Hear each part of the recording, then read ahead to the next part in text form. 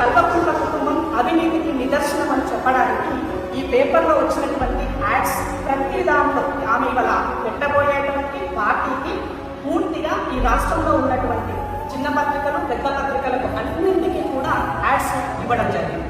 ఒక్కొక్క add minimum 50 లక్షల కోటి రూపాయలు, 40 లక్షలు, 30 లక్షలు తక్కువ ఏ యాడ్ ఉండదు.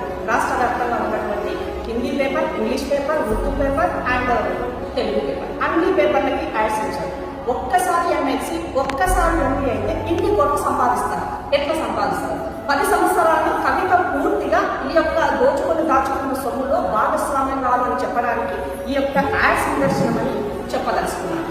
ముఖ్యంగా తెలంగాణ సమాజం గమనించాల్సింది ఏంటి అంటే కల్వకుంట్ల కుటుంబం నుంచి ఎవరు ఏ దేశంలో వచ్చినా కానీ తస్మాత్ జాగ్రత్త అని చెప్పడం కోసమే నేను ఈ వీడియో చేస్తున్నాను. ముఖ్యంగా కాంగ్రెస్ పార్టీని తను ఎత్తిపోసినటువంటి విధానం, రేవంత్ రెడ్డి గారు ముఖ్యమంత్రిగా ప్రజాపాలనలో ప్రజలకు అందుబాటులో ఉంటున్నటువంటి ముఖ్యమంత్రి గారు పట్టుకొని కర్కశుడు అని హిట్లర్ అని మాట్లాడినారు.